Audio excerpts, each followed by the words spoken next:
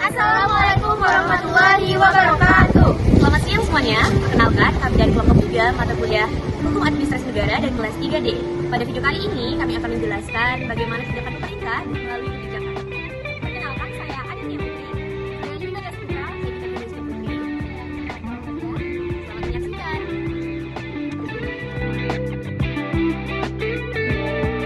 Oke, jadi analisis kebijakan yang pertama ialah berjudul Kebijakan Option PKB dan BBNKB. Option PKB itu adalah singkatan dari Option Pajak Kendaraan Bermotor. Sedangkan BBNKB itu adalah bea balik nama kendaraan bermotor.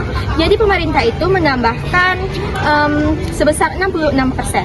Jadi mekanismenya itu, option ini tuh bukan merupakan pajak baru, tapi merupakan mekanisme pembagian hasil pajak antara provinsi dengan daerah. Nah, jadi tujuan kebijakan ini untuk mempercepat distribusi pajak kendaraan langsung ke kabupaten atau kota agar dana pembangunan bisa segera dimanfaatkan.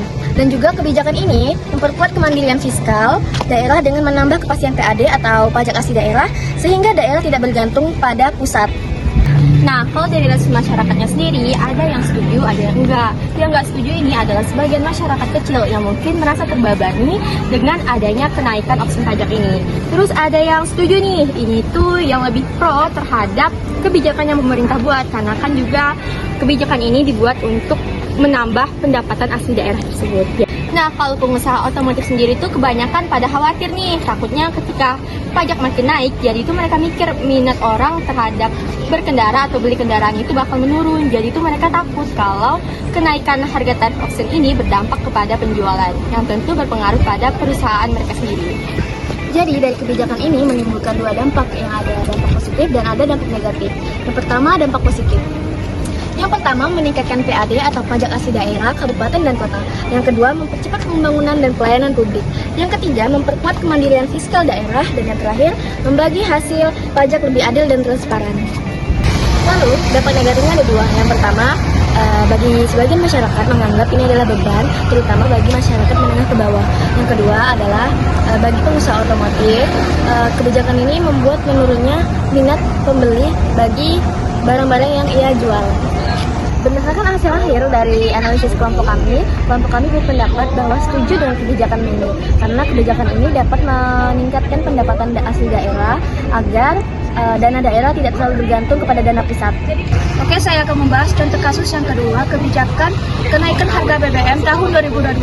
Nah, pada tanggal 3 September 2022, pemerintah mengumumkan tentang kenaikan harga BBM yang berlaku secara nasional sejak hari itu tanpa batas waktu. Dasar hukumnya ialah Pemda ESDM dan Permen ESDM. Selanjutnya ada tujuan kebijakan. Nah, tujuan utama kebijakan ini adalah menyesuaikan harga jual BBM dalam negeri dengan minyak dunia, mengurangi beban subsidi energi dalam APBN, serta menyalurkan subsidi agar lebih tepat sasaran kepada masyarakat yang benar-benar membutuhkan. Nah, teman-teman, kenaikan harga BBM ini tentunya memiliki dampak. Ada dampak positif dan dampak negatif.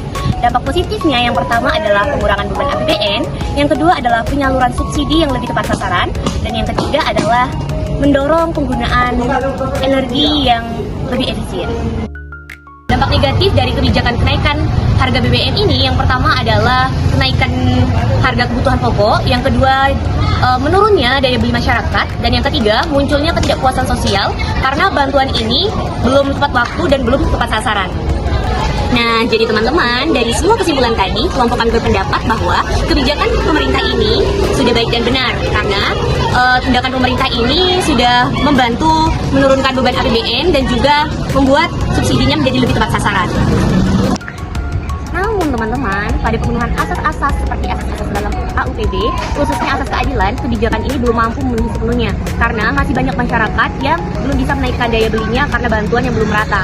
Jadi kelompok kami menyarankan kepada pemerintah untuk lebih tegas lagi dalam melakukan pengawasan dan agar data penerima bantuan untuk dapat terus diperbaharui.